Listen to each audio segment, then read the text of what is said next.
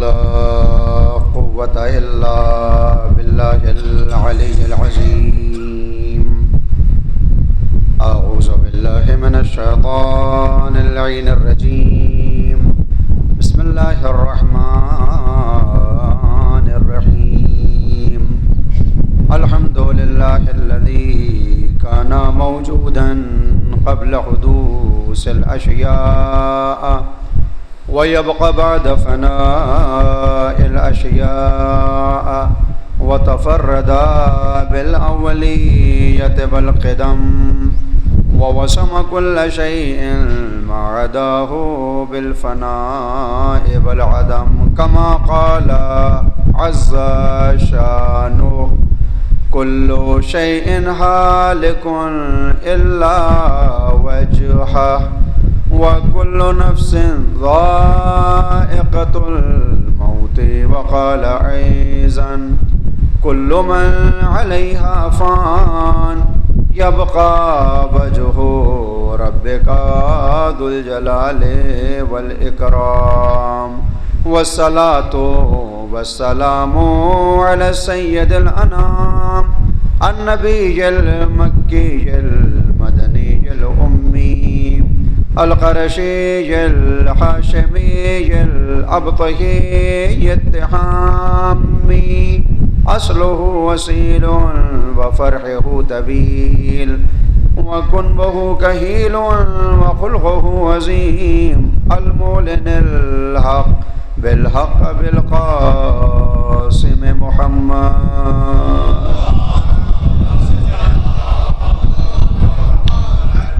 وعلى أهل بيته الطيبين الطاهرين المعصومين المظلومين المنتجبين المنتخبين الذين أذهب الله عنهم الرجس وطهرهم تطهيرا.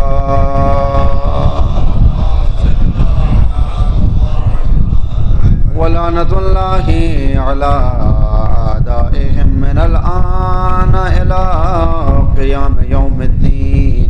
أما بعد، فقد قال الله سبحانه تبارك وتعالى في محكم كتابه الحكيم، وهو أصدق الصادقين وقوله الحق. بسم الله الرحمن الرحيم.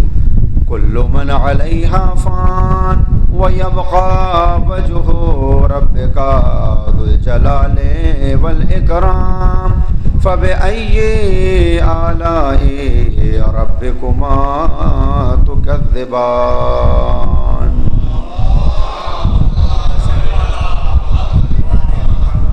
حاضرین گرامی قدر، معزز سامعین کرام اور روزداران مظلوم کربلا، اصالہ ثواب کی غرض سے منعقد یہ مجلس چہلم، جس سے خطاب کرنے کا شرف حاصل کر رہا ہوں، آغاز مجلس میں خدا بند عالم سے دعا گو ہوں: پروردگارا، تجھے واسطہ ہے تیری رحمتوں کا، تجھے واسطہ ہے تیرے وعدہ مغفرت کا، مرحومہ کے جن کے درجات انشاءاللہ بلند ہیں انہیں بلند تر فرما۔ پروردگارا، اس مجلس سے سرکار سید الشہداء کے واسطے اس میں پڑھی جانے والی قرآنی آیات، انبیاء الہی کے فرمودات، ائمہ اعظام کی نصیحتیں اور ذکر مصائب شہداء کربلا علیہم السلام کے صدقے اور واسطے سے مرحومہ کے گناہان کبیرہ اور گناہان صغیرہ سے درگزر کرتے ہوئے جبار رحمت اور جبار معصومین عنایت فرما۔ ثانیاً، میں اپنی طرف سے اور آپ تمام حاضرین کی طرف سے مرحومہ کے ورثاء کی خدمت میں پرسا اور تسلیت پیش کرتا ہوں۔ مل جل کے صلوات بھیج دیں بر محمد و آل محمد۔ قرآن کریم کے سورہ رحمان سے 3 آیتیں جن کی تلاوت کا شرف حاصل کیا ہے، آیات اور کلمات آپ کے ذہنوں میں محفوظ ہیں۔ مسلسل آپ سورہ رحمان کی تلاوت کرتے ہیں اور اس ایک آیت سے حد سے زیادہ مانوس ہیں کہ جس میں اللہ انسان اور اجنہ کو اپنی نعمتوں کی یاد دلاتے ہوئے یہ یاد دہانی کراتا ہے اور خبردار کرتا ہے کہ تم اللہ کی کس کس نعمت سے انکار کرو گے اور اللہ کی عطا کردہ کس کس نعمت کو جھٹلاؤ گے۔ تقریباً 31 مرتبہ 31 ٹائمز پورے سورے کے اندر اس آیت کی تکرار ہے۔ کل آیتیں سورہ میں 78 یعنی 78 اور ان میں 31 مرتبہ بندگان خدا کو کہ جو اجنہ بھی جن میں شامل ہیں ان کو یہ بتلانا کہ ہم نے جو نعمتیں تمہیں دی ہیں ان نعمتوں کا انکار تم سے ممکن نہیں ہے، اس لیے کہ اگر انسان اپنے وجود پر ایک سرسری نگاہ ڈالے تو اسے نعمات کا ایسا خزانہ نظر آ جائے گا کہ جس کو گننے سے وہ ناچار اور مجبور ہو کر یہ کہے گا کہ ان تعدوا نعمت اللہ لا تحصوها۔ قرآن کریم خود یہ اعلان کرتا ہے کہ تم اگر اللہ کی نعمتوں کو کبھی گننا اور شمار کرنا چاہو تو ان کا احصا نہیں کر سکتے، انہیں گن نہیں سکتے، انہیں شمار نہیں کر سکتے، یہ لاتعداد نعمتیں ہیں۔ عام طور پر جب یہ نعمتوں کا تذکرہ ہوتا ہے تو پھر ایک وہ نعمات کا سلسلہ ہے جن کا تعلق مادیات سے ہے، ہمارے جسم سے ہے، کہ جن کو ہم دیکھتے ہیں۔ مثال کے طور پر ہمارے یہ اعضاء و جوارح، ہمارے پاس یہ باڈی پارٹس جو کہلاتے ہیں، یہ سب اللہ کی نعمت ہیں۔ خدا نہ کرے کسی کے یہاں کسی عضو میں جب کمی یا خرابی آ جائے تب اس نعمت کا احساس ہوتا ہے کہ یہ کتنی بڑی نعمت ہے۔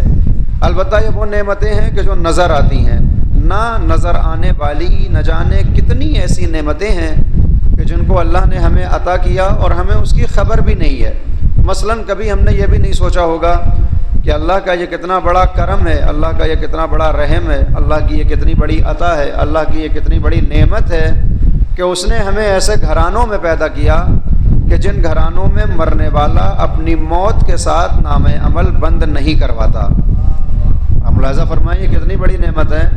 دنیا کے اندر جتنے بھی مذاہب پائے جاتے ہیں، جتنے بھی ادیان پائے جاتے ہیں، جب وہاں لوگ مر جاتے ہیں تو بس مر جاتے ہیں، اور ان کا عقیدہ بھی یہی ہوتا ہے کہ صاحب مر گئے تو بات ختم ہو گئی، نام عمل بند ہو گیا، نہ اب اس میں کوئی اضافہ کر سکتا ہے نیکی کی صورت میں، اور نہ اب اس نام عمل کو بہتر بنایا جا سکتا ہے۔ اللہ نے یہ کرم کیا، ہمیں شیعہ گھرانوں میں پیدا کیا، مسلمان گھرانوں میں پیدا کیا، با ایمان گھرانوں میں پیدا کیا، اور ان گھرانوں میں جن کا تعلق آل محمد سے تھا تو انہوں نے اپنی محبت کی بنیاد پر اللہ کی طرف سے یہ نعمت ہمیں عطا کی کہ تم دنیا سے چلے بھی جاؤ، اگر باتربیت اولاد چھوڑ کر چلے گئے تو ان کے کیے گئے نیک اعمال کے ذریعے تمہارا نام عمل سنورتا چلا جائے گا۔ لہذا سورہ یاسین کی آیت نمبر 12 میں اللہ جن آثار کا تذکرہ کرتا ہے وہ کہتا ہے کہ انا نحن نحیی الموتى ونکتب ما قدموا وآثارهم وکل شیء احصیناہ فی امام مبین۔ 3 عقیدے اس آیت میں بیان کر رہا ہے اللہ کہ ہم تمام میتوں کو زندہ کرتے ہیں اور زندہ کرتے رہیں گے۔ کبھی یہ زندگی یہ برزخی ہوگی، برزخ میں ایک حیات تمہارے حوالے کریں گے، کبھی قیامت میں وہ حیات دائمی ملنے والی ہے، اور ہم تمہارے ہر عمل کو مستقل لکھ رہے ہیں۔ نکتبو ما قدمو، جو تم پیش کر رہے ہو، جو بھی عمل انجام دے رہے ہو، اس کو مسلسل لکھا جا رہا ہے۔ مگر تمہارے جانے کے بعد بھی نام عمل کو بند نہیں کیا جاتا، وآثارہم، بلکہ تمہارے ذریعے اگر دنیا میں کوئی عمل کیا جائے اور اس کا کوئی اثر باقی رہ جائے تو اس اثر کو بھی ہم قیامت تک تمہارے نام عمل میں لکھتے چلے جائیں گے۔ یعنی اگر انسان آثار عمل چھوڑ کر چلا جائے تو نام عمل بند نہیں ہوتا، آثار عمل کا ایک اثر یہ ہے کہ انسان باتربیت اولاد چھوڑ کر چلا جائے۔ لہذا روایات میں آیا کہ جب اولاد اپنے نام عمل کو بہتر بنانے کے لیے نیک اعمال انجام دے تو اس کے ساتھ ساتھ اس کے والدین کی طرف بھی یہ ثواب منتقل ہوتا ہے، اور یہ سلسلہ اگر قیامت تک جاری رہے، نسل بعد نسل، ایک اولاد اپنی اولاد کو، پھر دوسری اولاد اپنی آنے والی اولاد کو یہ نیک تربیت عطا کرتی چلی جائے، تو جیسے جیسے یہ سلسلہ آگے بڑھے گا نام عمل سنورتا چلا جائے گا۔ لہذا یہ ایک نعمت ہے پروردگار کی کہ اس نے ہمیں ایسے گھرانوں میں پیدا کیا۔ بہرحال تو اگر ان تمام نعمتوں کو کوئی گننا چاہے تو یہ گن نہیں سکتا۔ مثلا ایک نعمت جو مولا امام جعفر صادق علیہ السلام، کیونکہ عام طور پر ہم یہ سمجھتے ہیں کہ نعمت کا تعلق دنیا سے ہے، نعمت کا تعلق دسترخوان سے ہے، نعمت کا تعلق مادی نعمات سے ہے، ہم یہی سوچتے ہیں۔ اور اگر خدا نخواستہ مادی نعمات ہم سے سلب ہونا شروع ہو جائیں، ان میں کمی آنا شروع ہو جائے، تو ہم سوچتے ہیں کہ اللہ نے اپنی نعمت کا دسترخوان سمیٹ لیا ہے، یہ ہمارا تصور ہوتا ہے۔ لہذا آنے والا آیا ہے امام ششم کے پاس اور آگے کہتا ہے کہ مولا کئی روز ہو گئے ہیں میں فاقے سے ہوں، میرے گھر میں کوئی کھانا نہیں ہے، کوئی روٹی نہیں ہے، کوئی کچھ کھانے کے لیے غذا موجود نہیں ہے، میں بہت فقیر ہوں اس وقت۔ بہت غریب ہوں، میں بہت ناچار ہوں، میں بہت بیچارہ ہوں، میری مدد فرمائیں، میری مدد فرمائیں۔ امام علی مقام نے کہا کہ ہاں یقیناً تم فاقے سے ہوگے، تمہارے گھر میں کھانے کی غذائیں نہیں ہوں گی، وہ اپنی جگہ ٹھیک ہے، لیکن اپنے آپ کو بےکس اور بیچارہ نہ کہنا، اپنے آپ کو فقیر اور غریب نہ سمجھنا۔ اس نے کہا مولا کیسی بات کرتے ہیں، اگر میں فقیر نہیں ہوں تو پھر فقیر کسے کہا جاتا ہے؟ میں دیکھیں ایک اردو میں فقیر ہے کہ جو گھر گھر جا کر بھیک مانگے، اسے فقیر کہا جاتا ہے، مگر عربی میں فقیر اس کو کہتے ہیں جس کے پاس سال بھر کا خرچ مہیا نہ ہو۔ اگر کسی کے پاس سال بھر کا خرچ نہیں ہے تو دینی اعتبار سے وہ فقیر تسلیم کیا جاتا ہے۔ فقیر ہونے کا پہلا فائدہ یہ ہے کہ اس پر زکوٰۃ واجب نہیں ہوتی، اس کو خمس نہیں نکالنا پڑتا، اس کو فطرہ نہیں نکالنا پڑتا ہے، چونکہ یہ فقیر ہے اگر سال بھر کا خرچ اس کے پاس نہیں ہے۔ لہٰذا اب اگر ہم اپنے آپ کو زکوٰۃ سے سبکدوش سمجھتے ہیں، اگر ہم خمس سے دوری بنائے ہوئے ہیں تو ہم لاکھ اپنے آپ کو غنی کہیں، قدرت کی نگاہ میں ہم فقیر ہی ہوں گے، کیونکہ فقیر پر یہ چیزیں معاف ہیں۔ تو غور فرمائیں، اس نے کہا کہ مولا میں فقیر ہوں۔ امام نے فرمایا آج کے بعد اپنے کو فقیر اور ناچار اور بےکس نہ کہنا۔ اس نے کہا مولا میرے پاس کوئی دولت نہیں ہے۔ کہا نہیں، تمہارے پاس ایک اتنی بڑی دولت موجود ہے، اتنا بڑا سرمایہ موجود ہے کہ جس کے مقابلے پر اس کائنات کا سارا سونا لا کر رکھ دیا جائے تو تمہاری وہ نعمت اور تمہارا سرمایہ اس سونے سے کئی گنا بڑا ہوگا۔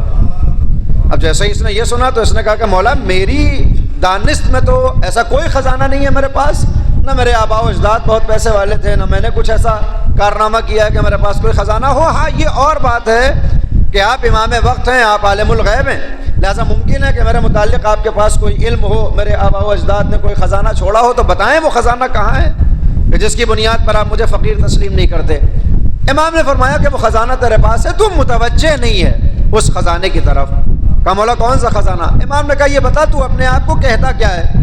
اس نے اپنا نام بتایا، مجھے جابر کہتے ہیں۔ کہا نہیں، نسبت کے اعتبار سے، دین کے اعتبار سے، ایمان کے اعتبار سے تو اپنے آپ کو کیا کہتا ہے؟ اس نے کہا مولا میں اپنے آپ کو مسلمان سمجھتا ہوں، اس لیے کہ اللہ کی توحید کا اقرار کرتا ہوں، پیغمبر کی رسالت کو تسلیم کرتا ہوں، اور اسلام کے بعد میں اپنے آپ کو آپ کا شیعہ کہتا ہوں۔ میں اپنے آپ کو مومن سمجھتا ہوں، علی کی ولایت کا یقین ہے، بلا فصل خلیفہ جانتا ہوں مولا کائنات کو، اور اس کے بعد ایک سلسلہ عصمت و طہارت کا قبول کرنے والا، میں اپنے آپ کو آپ کا شیعہ اور مومن کہتا ہوں۔ امام علی مقام نے کہا کہ ٹھیک ہے، پھر تیرے پاس ایک ایسا خزانہ ہے کہ جو دنیا کے تمام سونے سے افضل ہے۔ اس نے کہا مولا اس کا ایمان سے کیا تعلق ہے؟ یہ جو سوال کیے تھے آپ نے کہ تم کون ہو، کیا ہو، اس کا اس خزانے سے کیا تعلق ہے؟ امام نے فرمایا چونکہ تیرے پاس اسلام پایا جاتا ہے، چونکہ تیرے پاس ایمان پایا جاتا ہے، محبت اہل بیت اور علی کی ولایت اور بلا فصل خلافت کا عقیدہ پایا جاتا ہے، لہٰذا میں تیرے ساتھ ایک سودا کرنا چاہتا ہوں، ایک تجارت کرنا چاہتا ہوں، ایک بزنس کرنا چاہتا ہوں، ایک بیع و شراء، ایک داد و ستد، ایک لین دین کرنا چاہتا ہوں۔ کیا کرنا چاہتے ہیں؟ امام نے فرمایا وہ جو تیرے سینے کے اندر محبت امیر المومنین پائی جاتی ہے نا، جو علی کی ایک محبت ہے، وہ کتنی محبت ہوتی ہے کہ اس محبت کی بنیاد پر ہم کیا نہیں کر ڈالتے ہیں اور کیا نہیں کرنے پر آمادہ ہو جاتے ہیں۔ اس کی ایک دلیل آج کی اس دنیا نے دیکھی کہ جب محبت علی رکھنے والوں نے آتی ہوئی میزائلوں میں بھی حیدر حیدر کے نعرے لگا کر یہ بتایا کہ محبت علی اگر ہو تو کم سے کم ڈر اور خوف سینے سے نکل جاتا ہے۔ اگر علی کی محبت ہو تو پھر بہت سے فوائد ہوتے ہیں۔ ایک فائدہ یہ ہوتا ہے کہ انسان موت کا خطرہ اور موت کا ڈر اپنے ذہن سے نکال دیتا ہے۔ امام نے فرمایا میں تجھ سے سودا کرتا ہوں کہ وہ محبت علوی جو تیرے سینے میں ہے وہ تو مجھے بیچ دے، وہ اپنے سینے سے نکال کر مجھے واپس کر دے، بدلے میں تیرے حوالے 1,00,000 دینار، 1,00,000 سونے کے سکے۔ اب آج کے دور میں آپ ملاحظہ فرمائیں کہ ایک سونے کا سکہ 10 گرام کا ہوتا ہے، اس کی قیمت تقریباً 1.5 لاکھ روپے۔ اب اس دور میں امام فرماتے ہیں میں 1,00,000 دینار سونے کے سکے میں تیرے حوالے کرتا ہوں، بدلے میں محبت علوی تو ہمیں واپس کر دے، اور یہ جو محبت تیرے سینے میں ہے اسے سینے سے نکال دے۔ اس نے کہا کہ مولا کیسی بات کرتے ہیں آپ، 1,00,000 دینار کی بات کر رہے ہیں، اگر یہ پوری دنیا بھی سونے کی بنا کر میرے حوالے کر دی جائے اور یہ کہا جائے کہ محبت علوی کو سینے سے نکال دوں تو میں یہ سودا کرنے پر تیار نہیں ہوں، میں یہ تجارت کرنے پر آمادہ نہیں ہوں۔ امام نے پھر فرمایا کہ جب تیرے پاس ایک اتنی قیمتی شے موجود ہے کہ جس کے مقابلے میں دنیا بھی سونے کی بن جائے تو دینے پر آمادہ نہیں ہے، پھر اپنے آپ کو فقیر و غریب کیوں کہہ رہا ہے؟ یہ تو بہت بڑی دولت ہے نا، یہ ایمان کی دولت، یہ عصمت کی دولت، یہ طہارت کی دولت، یہ مودت اور محبت اہل بیت کی دولت، اتنی بڑی دولت تیرے پاس ہے تو اپنے آپ کو فقیر کیوں کہہ رہا ہے؟ اس نے کہا مولا بات تو صحیح ہے لیکن میں آج تک اس کی قیمت کی طرف متوجہ کیوں نہیں ہوا؟ بات تو بالکل سامنے کی ہے نا، مگر آج سے پہلے میں نے اس کی قیمت کو سمجھا کیوں نہیں؟ امام نے فرمایا نہیں، اس کی قیمت تمہیں 7 مقامات پر نظر آئے گی، ہر موقع پر اس کی قیمت نظر نہیں آتی ہے۔ 7 ایسے مواقع تمہارے انتظار میں ہیں جہاں اس کی قیمت نظر آ جائے گی۔ مولا وہ کون سے 7 مواقع ہیں؟ امام نے فرمایا کہ جب جان حلقوم میں پہنچ جائے، وبلغت الحلقوم، جب وہ جان اٹکی ہوئی ہو حلق میں، اور دنیا کا مال ساتھ چھوڑ چکا ہو، اولاد پیچھے جا چکی ہو، دوست و احباب دور کھڑے ہوں، اور وہاں پر کوئی مقام اور مرتبہ کام آنے والا نہ ہو، اس وقت سمجھ میں آئے گا کہ محبت علوی کا تقاضا اور اس کا مرتبہ کیا ہے کہ جب سب کی جانیں تو حلقوم میں اٹکی ہوئی ہوں گی، تمہارے لیے ملک جنت کے پھول لے کر حاضر ہو چکا ہوگا کہ اپنی روح کو ہمارے حوالے کر دو۔ اس وقت سمجھ میں آئے گا کہ محبت علوی کی قیمت کیا ہے۔ کہا مولا دوسرا موقع کہاں ہے کہ جہاں یہ محبت علی سمجھ میں آئے؟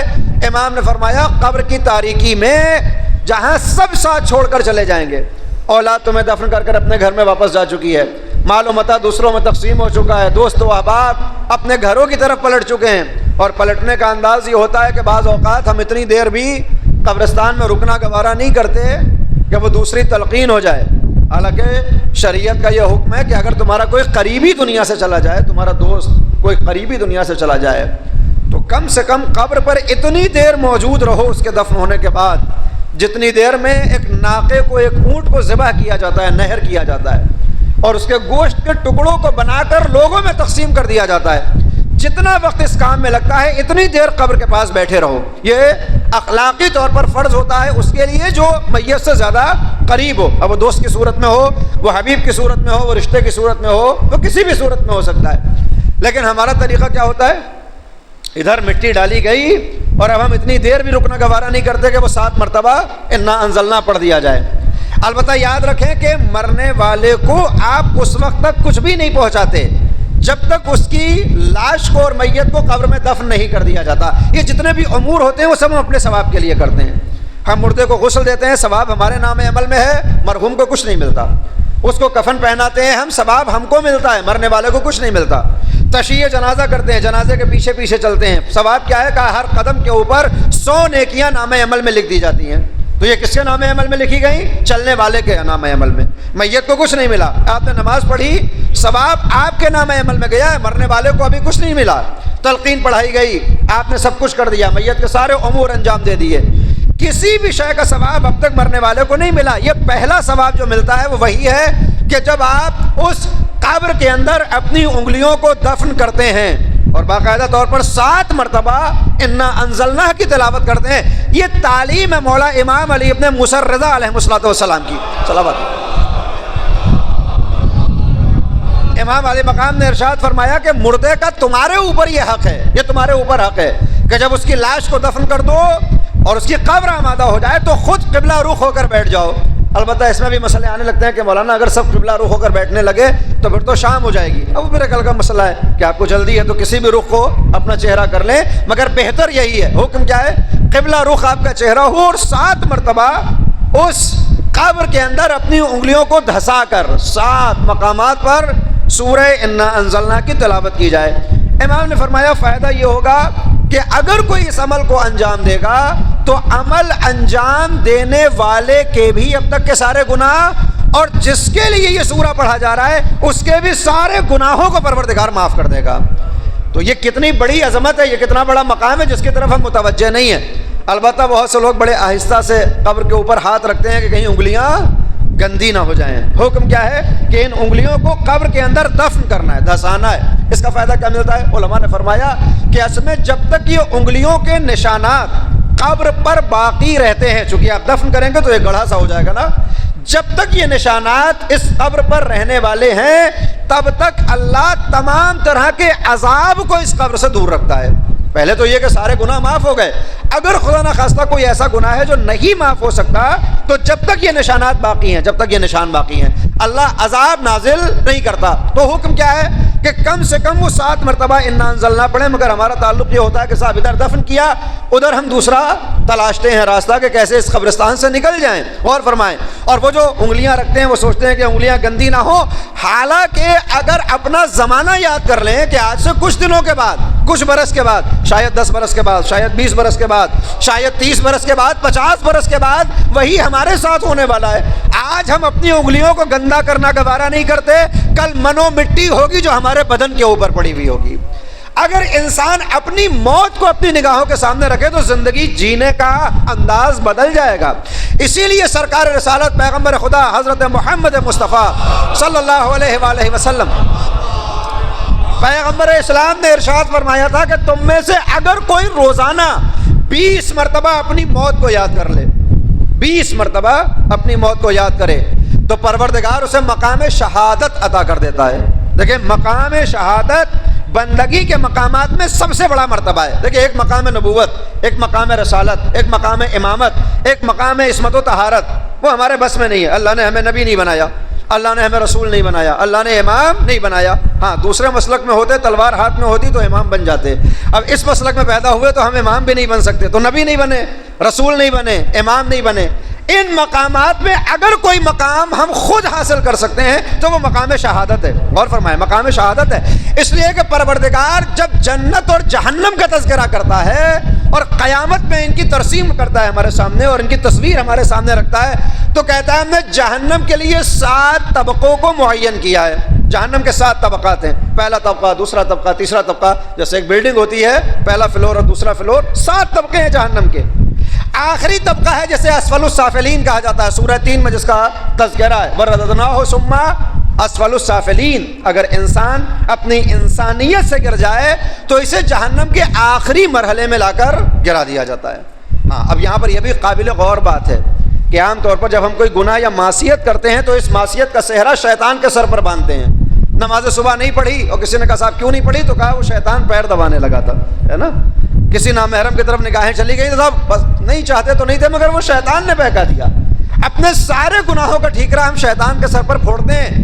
یہ قیامت میں سمجھ آئے گا کہ شیطان اپنی ساری شیطنت کے ساتھ 4تھے طبقے پر عذاب میں معذب ہوگا۔ 7 طبقات ہیں نا، جیسے جیسے یہ طبقہ نیچے جاتا ہے عذاب میں اضافہ ہوتا ہے۔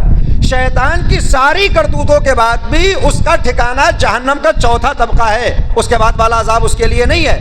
مگر یہ بنی نوع بشر ہے، اللہ اکبر، یہ بنی نوع بشر ہے، یہ اولاد آدم ہے جو 4تھے طبقے پر نہیں بلکہ 5ویں طبقے پر بھی نظر آئے گی، 6ٹھے طبقے پر بھی نظر آئے گی، 7ویں طبقے پر۔ یہ اولاد آدم ہے جو آخری طبقے میں بھی عذاب الہی میں گرفتار ہوگی۔ اس کا مطلب یہ ہے کہ شیطان بھی گناہوں میں بس ایک حد تک رہتا ہے، انسان اس حد کو بھی توڑ کر آگے نکل جاتا ہے کہ ثم رددناہ اسفل سافلین۔ تو جب جہنم کا تذکرہ کرتا ہے تو 7 طبقے بیان کرتا ہے۔ ہاں، یہ موت کا تذکرہ، یہ حیات بعد از موت کا تذکرہ قرآن کریم نے بار بار ہمیں یاد دلایا ہے۔ 6235 آیتیں ہیں قرآن کی، مشہور ہو گیا ہے 6666، وہ صحیح نہیں ہے۔ 6235 اور دوسری روایت لے لیں یا 2 آیتوں کو 1 کر لیں یا 1 آیتوں کو 2 بنا لیں تو کچھ کم زیادہ 2236 2240 اس سے زیادہ قرآن کی آیتیں نہیں ہیں۔ 2635 یا 36 آیتوں میں 1400 آیتیں وہ ہیں کہ جو ہمیں حیات بعد از موت کی طرف بلاتی ہیں۔ 1400 آیتوں میں اللہ نے موت کے بعد والے حالات کا تذکرہ کیا ہے۔ ان 1400 آیتوں میں 700 آیتیں ایسی ہیں کہ جن کا تعلق صرف ایک دن سے ہے جسے یوم قیامت کہا جاتا ہے، جسے قیامت کا دن کہا جاتا ہے۔ 6236 آیتوں میں 700 آیتوں کا تعلق قیامت سے ہے، اور ان 700 آیتوں میں 70 نام روز قیامت کے بیان ہوئے ہیں۔ یہ میں تقریباً یہ 4-5 جملے ہر مجلس میں بیان کرتا ہوں تاکہ ہم جاگیں کہ قرآن ہمیں قیامت کی کتنی یاد دلا رہا ہے۔ قرآن ہمیں قیامت کی طرف بار بار بلا رہا ہے، ہم قیامت سے فرار کر رہے ہیں، اور صرف قیامت سے فرار نہیں کر رہے، قیامت کے دن بھی فرار کریں گے، یہ اور بات ہے، مگر قرآن بار بار یاد دلا رہا ہے۔ یہاں تک کہ علماء کہتے ہیں، اور یہ تجربہ ہے، کہ آپ قرآن کریم کو کہیں سے بھی کھولیں گے، یہ جو 2 صفحے آپ کے سامنے آئیں گے، ناممکن ہے کہ ان 2 صفحات میں اللہ نے موت کو یاد نہ دلایا ہو، یہ ناممکن ہے۔ یہ 2 پیج آپ پڑھیں، جتنی بھی آیتیں آئیں گی اس میں یا عذاب کا تذکرہ ہوگا، یا ثواب کا تذکرہ ہوگا، یا قبر کا تذکرہ ہوگا، یا برزخ کا تذکرہ ہوگا، یا قیامت کا تذکرہ ہوگا، یا عدالت کا تذکرہ ہوگا۔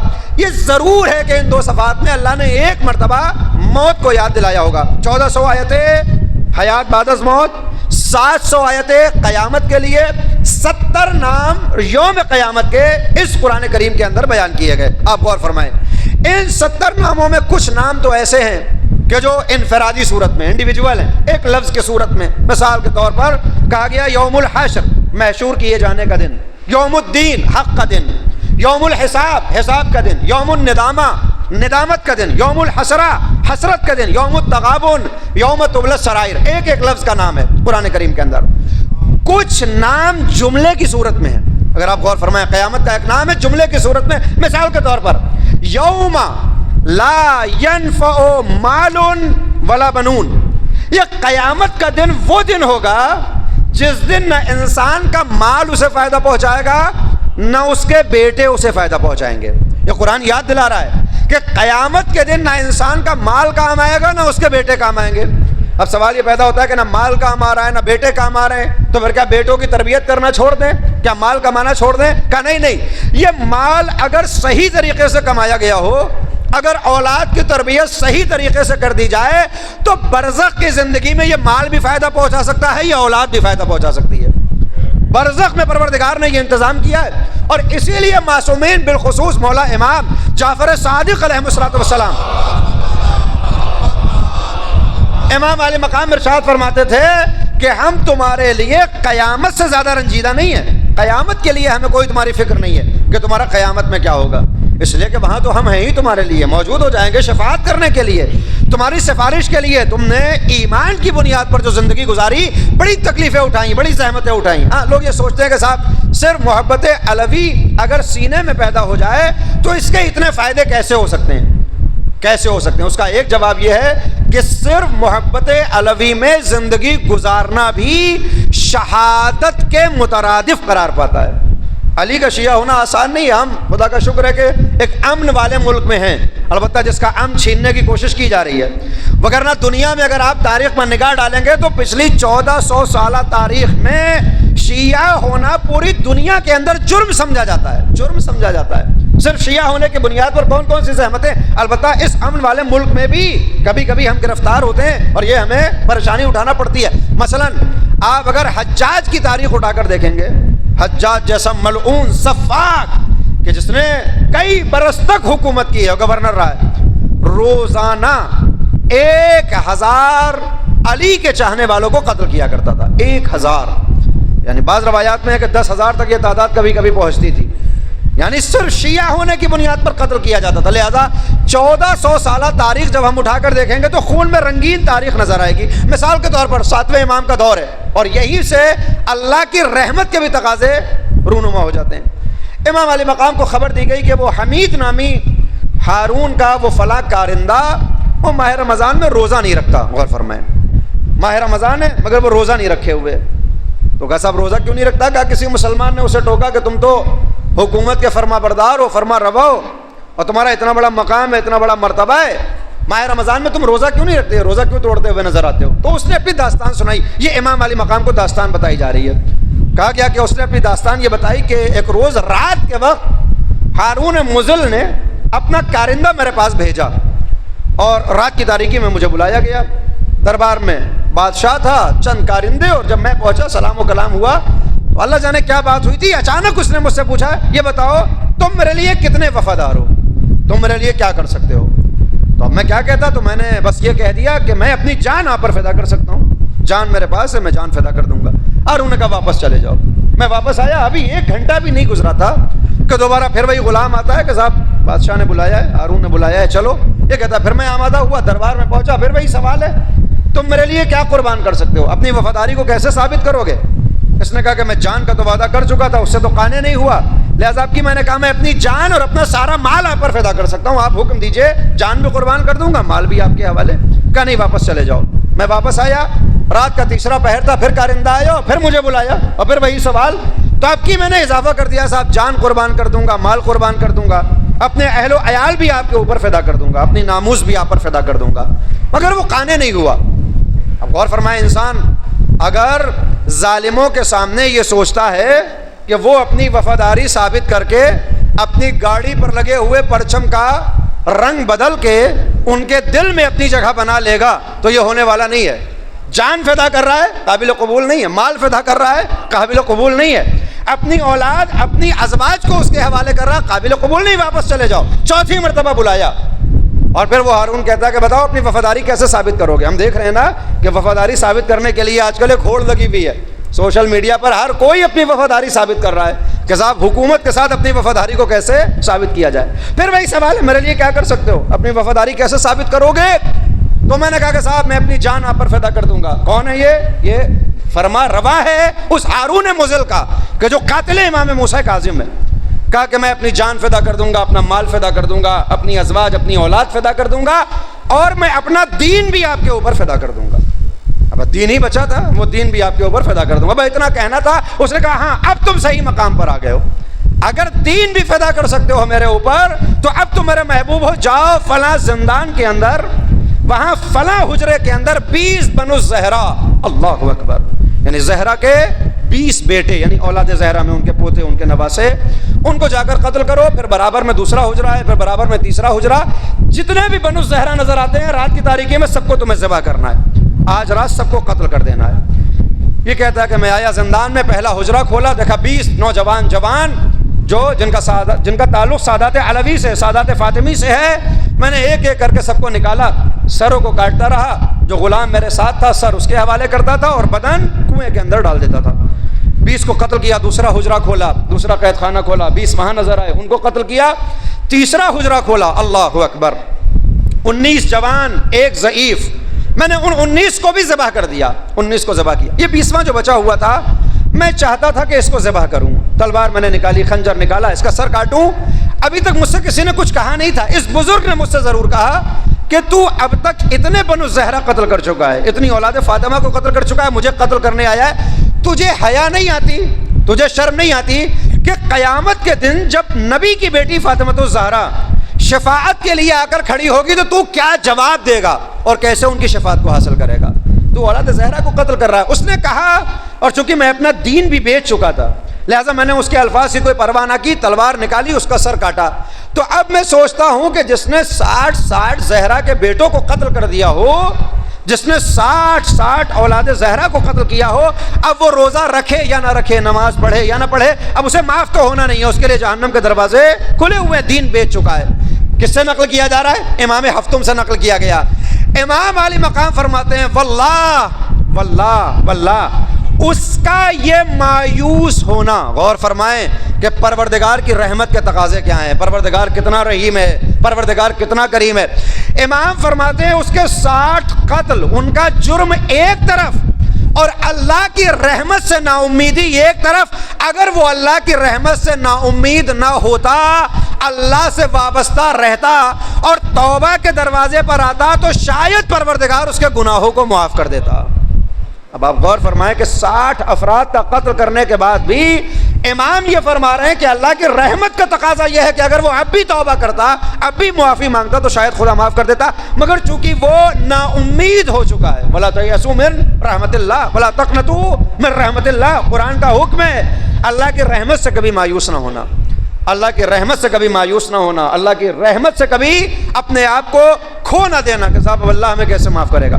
امام نے فرمایا کہ اگر وہ اللہ کی رحمت سے مایوس نہ ہوتا تو اب آپ غور فرمائیں، تو ایسی یہ تاریخ ہماری نظر آتی ہے شیعت کی تاریخ کہ جہاں خون میں سرخ ہے یہ تاریخ 1400 سالہ، تو صرف شیعہ ہونا بھی جرم ہے۔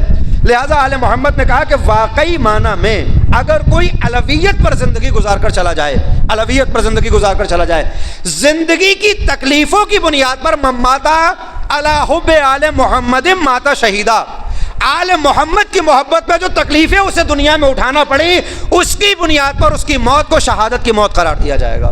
یہ جو تکلیفیں اٹھائی ہیں، جو پریشانیاں اٹھائیں، البتہ شرط یہ ہے کہ وہ علویت والی زندگی گزارے، یعنی وہ تکلیفیں، وہ پریشانیاں، وہ زحمتیں، وہ دقتیں جو ایک شیعہ ہونے کی بنیاد پر، ایک مسلمان ہونے کی بنیاد پر اٹھانی پڑتی ہیں اور ہم اس سے سمجھوتا نہیں کرتے، ان تکلیفوں کو برداشت کرتے ہیں، اور یہی ہنر ہے۔ امتحان کا مطلب ہی یہ ہے کہ سختیوں پر سمجھوتا نہ کیا جائے، جب امتحان آئے تو اپنے آپ کو معرض امتحان میں لا کر کھڑا کر دیا جائے، اس لیے کہ یہ امتحان ہو کر رہے گا۔ قرآن کریم میں سورہ بقرہ میں اللہ نے کہا تمہارے 5 امتحان لیں گے، لَنَبْلُوَنَّكُمْ بِشَيْءٍ مِّنَ الْخَوْفِ وَالْجُوعِ وَنَقْصٍ مِّنَ الْأَمْوَالِ وَالْأَنفُسِ وَالثَّمَرَاتِ، ہم تمہیں آزمائیں گے، تمہارا امتحان لیں گے، کبھی تھوڑا سا خوف تمہارے اوپر طاری ہوگا، کبھی تھوڑی سی بھوک تمہارے اوپر طاری ہوگی، کبھی مال تمہارا کم ہونے لگ جائے گا، کبھی جانیں جو افراد تمہارے ساتھ زندگی گزارتے تھے ان کے اوپر موت طاری ہونے لگے گی اور اس وقت تمہارا امتحان ہوگا، کبھی نعمتوں میں کمی ہونے لگے گی۔ ان امتحان کے درمیان ہم دیکھیں گے کہ اب بھی ہمارے شاکر بندے بنے ہوئے ہو یا ہمارے شاکی بندے ہو چکے ہو، ہم سے شکایت کرنے والے ہو۔ اگر شکر کرتے ہوئے ان تمام امتحانات پر شکایت نہیں کرتے تو ان امتحانات میں کامیاب ہو چکے ہو۔ غور فرما رہے ہیں عزیزان گرامی، لہذا اللہ نے اس قرآن کریم میں بار بار موت کی یاد دلائی ہے ہمیں، نہ صرف یہ کہ موت بلکہ قیامت کا تذکرہ، اور اس میں وہ فرماتا ہے کہ یوم لا ینفع مال ولا بنون، قیامت کا دن وہ ہوگا جس دن نہ انسان کا مال کام آئے گا نہ اس کے بیٹے کام آئیں گے۔ کہاں کام آئیں گے؟ کہ برزخ کا جو یہ سفر جاری ہے اس میں اولاد بھی کام آنے والی ہے اور اس میں بیٹے بھی کام آنے والے ہیں۔ لہٰذا اب جب آنے والا کہتا ہے کہ مولا میرے والدین دنیا سے جا چکے ہیں، میرے ماں باپ دنیا سے جا چکے ہیں، مگر وہ جب زندہ تھے تو مجھ سے بڑے ناراض تھے، کچھ باتیں تھیں، کچھ وجوہات تھے جن کی بنیاد پر ہمارے تعلق بڑے خراب تھے، اب وہ چونکہ دنیا سے جا چکے تو کیا میرے لیے جہنم کے دروازے کھل گئے ہیں؟ اللہ اکبر۔ امام نے ارشاد فرمایا نہیں، پروردگار کی رحمت کا تقاضا یہ تھا، اللہ کے کرم کا تقاضا یہ ہے کہ وہ کسی کے لیے بھی رحمت کے دروازوں کو بند نہیں کرتا۔ ہاں یقیناً والدین کے لیے حکم یہی ہے کہ اگر یہ راضی ہوں گے تو خدا راضی ہوگا، اگر یہ ناراض ہیں تو خدا ناراض ہے، لیکن اگر دنیا سے بھی چلے جائیں تو تمہارے لیے رحمت کے دروازے بند نہیں ہیں۔ اس لیے کہ بسا اوقات، یہ امام کے جملے، بسا اوقات کتنی ہی اولاد ایسی نظر آتی ہے جو والدین کی زندگی میں محبوب ہے، اور ان سے والدین بڑی محبت کرتے ہیں، ایک الفت کا رشتہ ہے، قرابت کا رشتہ ہے، مگر دنیا سے جانے کے بعد والدین ان کو قبر کی تاریکی سے عاق کر دیتے ہیں۔ دنیا میں راضی ہیں، دنیا سے جانے کے بعد عاق کر دیتے ہیں۔ پھر امام نے ارشاد فرمایا اس کے مقابلے میں بسا اوقات ایسی اولاد بھی نظر آتی ہے کہ جو دنیا کے معاملات میں والدین جن کو عاق کر چکے ہیں، مگر جب وہ دنیا سے گئے تو قبر کی تاریکی سے انہیں معاف کر دیتے ہیں۔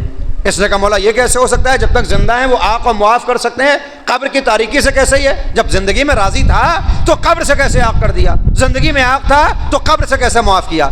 امام نے ارشاد فرمایا یہ اس لیے ہوتا ہے کہ بعض اوقات ایسے افراد نظر آتے ہیں کہ جب تک والدین زندہ ہیں بڑی خدمت کرتے ہوئے نظر آئیں گے، بڑا کرم کرتے ہوئے نظر آئیں گے، ان کا خیال رکھ رہے ہیں، ساری ضروریات کو پورا کر رہے ہیں، لیکن جب وہ دنیا سے چلے جائیں تو ان کے ایصال ثواب کے طریقوں کو مد نظر نہیں رکھتے اور ان کو بھلا چکے ہوتے ہیں۔ چونکہ مرنے کے بعد اگر اولاد اپنے والدین کو بھلا دے اور برزخ کے سفر میں ان کا سہارا نہ بنے تو قبر کی تاریکی سے وہ اپنی اولاد کو عاق کر سکتے ہیں۔ لہذا پیغمبر اسلام کے پاس جب آنے والا آیا اور اس نے کہا کہ مولا یہ جو قرآن کریم بار بار کہہ رہا ہے وَبِالْوَالِدَيْنِ احسانا، وَبِالْوَالِدَيْهِ احسانا، اپنے والدین کے اوپر احسان کرو، نیکی کا سلوک کرو، تو جب یہ زندہ ہیں تبھی تک سلوک ہوگا یا مرنے کے بعد بھی نیکی کا سلوک ہوگا؟ پیغمبر نے فرمایا کہ اللہ نے یہ تو نہیں کہا کہ زندگی بھر نیکی کا سلوک کرنا ہے، یہ تو کوئی قید نہیں لگائی، نہیں ہمیشہ کرنا ہے۔ کہ نبی خدا یہ کیسے ہوگا؟ جب زندہ ہیں تو نیکی کا سلوک کریں گے۔ پیغمبر نے ارشاد فرمایا کہ تمہارے والدین کے 4 حقوق ہیں تمہاری گردن پر، 4 حقوق، البتہ بہت سے حقوق ہیں، یہ 4 سب سے بڑے ہیں۔ 2 کا تعلق زندگی سے ہے جب وہ زندہ ہیں، اور 2 کا تعلق دنیا سے جانے کے بعد ہے۔ اگر ان 4 حقوق کو ادا کر رہے ہو تو وَبِالْوَالِدَيْنِ احسانا جاری ہے۔ مولا زندگی میں کیا کرنا ہوگا، مرنے کے بعد کیا کرنا ہے؟ امام نے ارشاد فرمایا زندگی میں پہلا تو حق یہی ہے کہ ان کو اپنے آپ سے دور نہ ہونے دو، کوئی ایسی وجہ نہ ہے کہ وہ تم سے دور ہو جائیں تم ان سے دور ہو جاؤ۔ اب یہاں پر دوری سے مراد دونوں ہیں، ایک تو یہ کہ اپنے گھر میں رکھیں، اپنے پاس رکھیں، اور نہیں بعض اوقات مجبوریاں ہوتی ہیں، پریشانیاں ہوتی ہیں، ہم باہر ہوتے ہیں، شہر سے باہر ہوتے ہیں، اپنے ملک سے باہر ہوتے ہیں، والدین کو نہیں رکھ سکتے، تو اب یہاں قربت کا معاملہ یہ نہیں ہے کہ صرف اپنے برابر میں رکھا جائے، بلکہ ایسا تعلق رکھا جائے کہ والدین آپ کو اپنے سے نزدیک سمجھیں۔ اس لیے کہ کئی مرتبہ یہ دیکھا گیا کہ جسم تو والدین کا ہمارے قریب ہے مگر دلوں میں میلوں فاصلہ ہوتا ہے، اور کئی مرتبہ ایسا دیکھا جاتا ہے کہ والدین میلوں دور ہیں مگر دلوں کے اندر ایک قربت ہے۔ تو پیغمبر نے ارشاد فرمایا پہلا حق تو یہی ہے کہ والدین کی تمہارے ساتھ قربت ہونی چاہیے، وہ تمہارے قریب ہوں، دل کے اعتبار سے، جسم کے اعتبار سے، مادی اعتبار سے، معنوی اعتبار سے۔ دوسرا حق یہ ہے کہ ان کی ضروریات کو ان کی زبان پر آنے سے پہلے ادا کر دو۔ ایسا نہ ہو کہ وہ تم سے کہیں کہ مجھے یہ ضرورت ہے، میرا چشمہ ٹوٹ گیا ہے، مجھے دوا چاہیے، مجھے کھانا چاہیے، مجھے اس بات کی حاجت ہے، نہیں، تم خود محسوس کرو کہ ان کی ضرورت کیا ہے۔ اس لیے کہ جب تم صغر سنی میں تھے، جب تم کم سنی کے عالم میں تھے تو تم کہتے نہیں تھے کہ تمہیں کیا چاہیے، تمہاری ماں محسوس کرتی تھی کہ تمہیں ضرورت کیا ہے۔ اب یہ تمہارا موقع ہے، اب یہ تمہیں موقع دیا گیا ہے، اب یہ تمہارا فرض ہے کہ جیسے اس نے تمہاری ضرورتوں کا خیال رکھا تم اس کی ضرورتوں کا خیال رکھو. اسے زبان سے کہنا نہ پڑے کہ مجھے اس بات کی حاجت ہے. یہ 2 حق زندگی میں ادا کرو. دوسرا، جب وہ دنیا سے چلے جائیں تو 2 حق اور ہیں. 2 حق اور ہیں. پہلا، اگر ان کے ذمے کوئی واجب چھوٹا رہ گیا تھا تو اس واجب کو ادا کرو. ہمارے یہاں البتہ بالکل برخلاف ہے، اس کے ماحول اور جو معاشرہ ہے وہ اس کے برخلاف ہے. اگر والدین دنیا سے چلے جاتے ہیں، ہمارا کوئی جانے والا دنیا سے چلا جائے تو ہمیں مستحبات کی تو بڑی فکر ہوتی ہے، مستحب چیزوں کی تو بڑی فکر ہے کہ سوئے میں مجلس کون پڑھے گا، مثال کے طور پر چہلوں میں کھانا کیا دیا جائے گا، مجلس پڑھنے کون آئے گا. یہ مستحبات ہے، ان کا اپنا ثواب ہے. مستحب کا ثواب ہمیشہ واجب سے زیادہ ہوتا ہے، یہ یاد رکھیں آپ. مستحب کا ثواب ہمیشہ واجب سے زیادہ ہے، لیکن واجب کی ادائیگی یہ مستحب نہیں کر سکتا. کسی عالم کا ایک خوبصورت جملہ تھا، وہ کہتے ہیں کہ صاحب مستحب کی جو اہمیت اور جو مقام ہے وہ 0 کی ہے. جتنے مستحب ہم کام کرتے ہوں، جو بھی مستحب عمل ہوتا ہو، اس کا جو اندازہ اور اس کی جو قیمت ہے وہ 0 کی ہے. اس کا مطلب کیا ہے کہ صاحب اس کی اپنی کوئی حیثیت نہیں ہوتی. مستحب عمل کی اپنی کوئی حیثیت نہیں ہے. واجب کے ساتھ یہ مستحب عمل انجام دیا جائے تو کئی گنا اضافہ ہو جاتا ہے. مثال کے طور پر ہمارے پاس ایک واجب کام موجود ہے اور برابر میں ایک مستحب آ گیا، تو اب کیا ہوا کہ صاحب ایک واجب 10 بن گیا. 10 واجب عمل ہمارے پاس تھے، یہ ایک صفر مستحب کی صورت میں آیا، اس نے 10 کو 100 بنا دیا، 100 کو 1000 بنا دیا، 1000 کو 10,000 بنایا، 10,000 کو 1,00,000 بنایا. مستحب کی قیمت 0 کی ہے، مگر وہ واجب ایک ہونا چاہیے جس کے برابر میں یہ 0 آ کر لگے. خدا نہ خواستہ واجب ہو ہی نہ، ہم مستحب کے 0 جمع کرتے چلے جائیں، ان کی کوئی قیمت نہیں ہے، ان کا کوئی مقام نہیں، ان کا کوئی مرتبہ نہیں. لہٰذا مستحب کی بڑی اہمیت ہے 0 کی طرح کہ یہ کئی گنا اضافہ کر دیتا ہے ثواب کو، مگر واجب کے برابر میں. تو پیغمبر نے ارشاد فرمایا جب دنیا سے چلے جائیں تو پہلا حق تو یہ ہے کہ تم دیکھو کہ ان کے سر پر کتنے واجب رہ گئے تھے، ان کو ادا کرنا تمہاری ذمہ داری ہے. اگر تم بڑے بیٹے ہو تو ان کی چھوٹی ہوئی نمازیں تمہیں پڑھنا ہے، ان کا چھوڑا گیا روزہ تمہیں رکھنا ہے.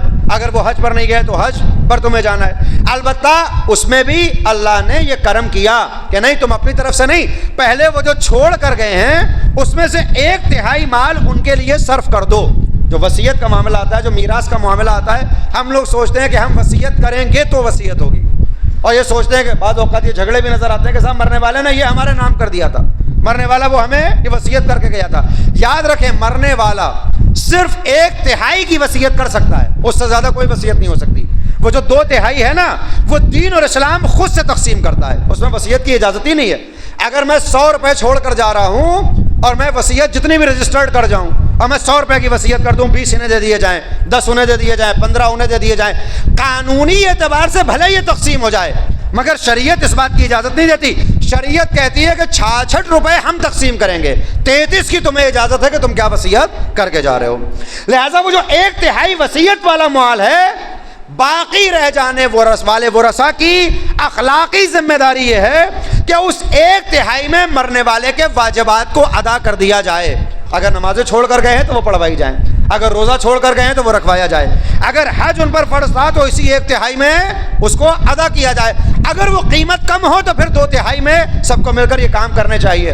اس لیے کہ اگر مرنے والے کے مال سے ان کے واجبات کو ادا کر دیا تو پھر یہ سوئم کی مجلس بھی انہیں فائدہ پہنچائے گی، یہ 40ویں کا کھانا بھی انہیں فائدہ پہنچائے گا، یہ برسی میں بڑے مولانا کا بلانا بھی فائدہ پہنچائے گا. واجبات ادا نہ ہو تو مستحبات معلق رہیں گے اس وقت تک کے لیے جب تک اس واجب کو پورا نہ کر دیا جائے. صلوات بھیج دے بر محمد والے. ایک اور صلوات بھیج دے بر محمد والے. خدا سلامت رکھے. یا بس ختم کر رہا ہوں میں. لہذا مرنے کے بعد پہلا فرض یہ ہے کہ واجبات کو ادا کیا جائے. واجبات کو ادا کیا، خمس نہیں نکالا تھا کبھی، یہ واجب ہے ورثہ کے اوپر کہ اس کے خمس کا حساب کریں. اس لیے کہ وہ اشعار بھی البتہ پڑھے جاتے ہیں کہ جب ہم غاصب حق زہرا پر لعنت کرتے ہیں تو سب مسرور ہو جاتے ہیں. یہ خمس بھی حق زہرا ہے، یہ اولاد زہرا کا حق ہے.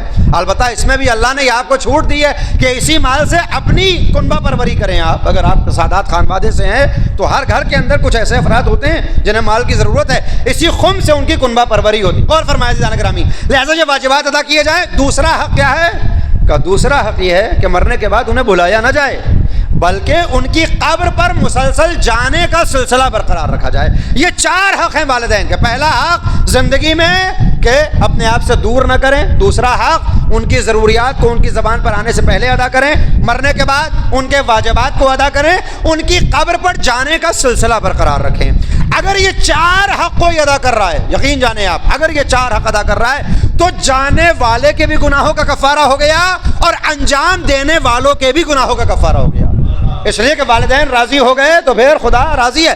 پیغمبر نے ارشاد فرمایا کہ یہ 4 حق، امام نے ارشاد فرمایا بسا اوقات دنیا میں وہ تم سے راضی ہوتے ہیں، مگر چونکہ دنیا سے چلے گئے تو اب ان کے حق کی پرواہ نہیں کرتے، تو انہیں اللہ نے یہ اتھارٹی دی ہے، انہیں یہ ادھیکار دیا ہے، اللہ نے انہیں یہ حق دیا ہے کہ قبر کی تاریکی سے بھی آنکھ کر سکتے ہیں۔ اللہ اکبر، آنکھ کر سکتے ہیں، اور خدا بچائے اس آنکھ جیسی نحوست سے کہ جس کو والدین آنکھ کر دیں پھر اس کی اللہ اکبر کامیابی کے راستوں کو پروردگار بند کر دیتا ہے۔ البتہ آپ کے بھی اپنے قانون ہیں، ایسا نہیں ہے کہ والدین نے کام نے آنکھ کر دیا اور آنکھ ہو گئے، اس کے اپنے قوانین ہیں، اس کی اپنی شرائط ہیں کہ کیسے کوئی آنکھ ہوتا ہے اور کیسے کوئی معاف ہوتا ہے، ملاحظہ فرما رہے۔ اور بعض اوقات امام نے فرمایا کہ اگر دنیا میں آنکھ کر دیا ہو تو پھر مرنے والے کے ورثاء بالخصوص اس کی اولاد مرنے کے بعد اس کے ساتھ اتنا حسن سلوک کرتی ہے، اتنا حسن سلوک کرتی ہے کہ اس کے برزخ کے جب عذاب معاف ہونے لگ جائیں تو پھر اللہ ان کو بھی یہ حق دیتا ہے کہ آنکھ شدہ اولاد کو قبر کی تاریکی سے معاف کریں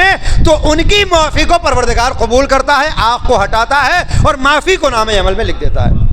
لہذا اگر والدین ہمارے زندہ ہیں تو ہمیں ان کے پیروں کا بوسہ لے کر ان کو راضی کرنا چاہیے، اور اگر دنیا سے جا چکے ہیں تو قبر کے اوپر جا کر پیتی پر، پیروں پر جا کر اپنی پیشانی کو رکھ دیں۔ آخری بات فضیلت کی کر رہا ہوں، معصومین نے فرمایا کہ اگر کوئی یہ چاہتا ہے کہ خاک امام حسین کا بوسہ لے، یہ جو ہمارے پاس سجدگاہ آتی ہیں یہ شہر کربلا کی ہیں، البتہ ان کا تقدس ہے، ان کا اپنا مقام ہے، یہ بالکل خاک پاک ہیں، یہ تربت ہے، یہ خاک شفا ہیں، مگر اگر کوئی یہ چاہتا ہے کہ خود مستقیماً قبر امام حسین کا بوسہ لے، ہم سے ممکن نہیں ہے، ہم قبر امام حسین پر حاضر نہیں ہو سکتے، امام نے فرمایا اگر کوئی یہ چاہتا ہے کہ قبر امام حسین کا بوسہ لے اور یہ ثواب اپنے نامہ عمل میں لکھوائے، لیکن اگر وہ نہ پہنچے تو اسے ایک کام کرنا چاہیے، اور وہ کام کیا ہے کہ اپنے والدین کے پیروں کا بوسہ لے، پروردگار وہی ثواب عطا کرے گا جو حسین کی قبر کی مٹی کو چومنے کا ثواب ہوا کرتا ہے۔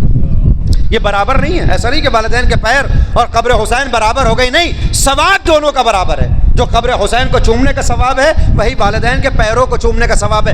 کسی کے پیروں کو چومنے کی اجازت نہیں ہے سوائے والدین کے پیروں کو چومنے کی۔ یہاں تک آیا کہ بعض علماء کہتے ہیں کہ یہ جو معنویات میں اللہ نے مجھے مقام عطا کیا ہے یہ اس بنیاد پر ہے کہ میں نے اپنے والد کے پاؤں کو چوما ہے۔ حضرت آیت اللہ مراشی نجفی سے کسی نے پوچھا کہ یہ اتنا بڑا مقام آپ کو کیسے مل گیا کہ آج پوری دنیا تشیع آپ کے علم کے قصیدے پڑھتی ہے؟ وہ کہتے ہیں بقیہ تو مجھے کچھ نہیں معلوم کہ میرے ساتھ کیا ہوا، میں نے ایسا کیا کیا، مگر ہاں اتنا ضرور یاد آتا ہے، بس آخری بات ہے کہ ایک روز میں گھر میں موجود تھا، میرے والد خود عالم تھے محمود مرشی نجفی، وہ بالائے خانہ کے اوپر پہلے طبقے پر آرام کر رہے تھے، ماں نیچے تھی، اب مجھ سے کہا کہ جاؤ اپنے بابا کو بلا لاؤ۔ اب ایک طرف ماں کا حکم تھا کہ باپ کو بلا کر لاؤ، میں جو اوپر پہنچا تو دیکھا کہ باپ کتابیں پھیلی ہوئی تھی، پڑھ لکھ کر مطالعہ کر کر ابھی تھوڑی سی دیر کے لیے آرام کیا ہے، تو میری ہمت نہیں ہوئی کہ ان کی نیند کو کیسے توڑوں۔ ایک طرف ماں کا حکم ہے، دوسری طرف باپ کی نیند ہے، میں پھنسا ہوا تھا کہ کس کی بات مانوں اور کس کی بات نہ مانوں، ان کو سونے دوں یا ماں کے تقاضوں کو پورا کروں، مجھے سمجھ میں نہیں آیا، تو میں نے اپنے ہونٹوں سے اپنے باپ کے پیروں کو چومنا شروع کر دیا۔ جب میں نے بابا کے پیروں کو چوما تو ان کی آنکھ کھل گئی، اور جب آنکھ کھلی تو کہا میرے بچے پیروں کو بوسہ کیوں لے رہے ہو، میری پیشانی کا بوسہ کیوں نہیں لیتے؟ تو میں نے کہا کہ بابا اماں نے آپ کو یاد کیا ہے، میری ہمت نہیں ہو رہی تھی کہ آپ کو کیسے جگاؤں، میں نے سوچا کہ میں آپ کو پیار کروں، شاید آپ کا پیار امڑ پڑے اور آپ جاگ جائیں اور ماں کے حکم کی تعمیل ہو جائے۔ باپ نے جیسے ہی اتنا سنا فوراً بیٹھے، اپنے ہاتھوں کو اٹھایا، پروردگارا میرے بچے کے اندر اتنی لیاقت ہے کہ یہ والدین کے حقوق کو ملاحظہ کرتا ہے، لہٰذا اس کو قوم تشیع کا سرتاج قرار دے دے، اس کے اندر یہ توفیق پیدا کر دے کہ اس کے ذریعے سے لوگ دین کو حاصل کریں، اخلاق کو حاصل کریں، کردار کو حاصل کریں۔ شاید میرے باپ کی وہ دعا تھی کہ آج مرجعی جہان تشیع میں قرار پا گیا ہوں، اور آج یہ جو میرا مقام ہے وہ ایک بوسے کی بنیاد پر ہے جس کو میں نے ہونٹوں کے ذریعے اپنے بابا کے پیروں کے اوپر رکھا تھا۔ لہٰذا اگر والدین کے ساتھ محبت کا رشتہ قرار پائے تو انسان مرشی نجفی بن جاتا ہے۔ पैरों का बोसा लेना ताकि बाप राज़ी हो जाए, और दाढ़ी का बोसा लेना ताकि बाप सुरखरू हो जाए। ये हमें मकतब तशय्यो में नज़र आता है और मकतब करबला में नज़र आता है। अज़ीज़ान गिरामी, हमने फिर करबला के मैदान में देखा है कि जहाँ एक भतीजा है जो अपने चचा के बोसे लेता हुआ नज़र आ रहा है। इस भतीजे को कासिम गुलबदन कहा जाता है, जो हसन मुज्तबा का यतीम है। जब महज़र शहादत में एक एक नाम सुन लिया, अकबर भी कत्ल होंगे, अब्बास भी मारे जाएंगे, असगर के गले पर तीर से शोभा लगाया जाएगा और मोहम्मद को कत्ल किया जाएगा। इस महज़र शहादत में, इस फहरिस्त शहादत में जब कासिम ने अपना नाम नहीं देखा तो एक मरतबा तड़प कर कहते हैं, अम्मू जान आपने शशमाहे का तज़किरा भी कर दिया और हसन के यतीम का जिक्र नहीं किया, क्या कासिम को मरने की इजाज़त नहीं मिलेगी? अल्लाह अकबर। आप मुतवज्जे गिरिया हैं, मैंने मजलिस को तमाम किया। अल्लाह मरहूमा के दरजात को बुलंद फरमाए, अल्लाह बाज़मानदगान को सब्र जमील इनायत फरमाए। इंशाअल्लाह उनके दरजात बुलंद हैं। इतनी बड़ी तादाद में आप हजरात पुरसा देने के लिए जमा हैं। अजीज़ो आइए, मौत का अंदाज़ क्या होता है, मौत का मज़ा क्या होता है, ये करबला बयान करेगी।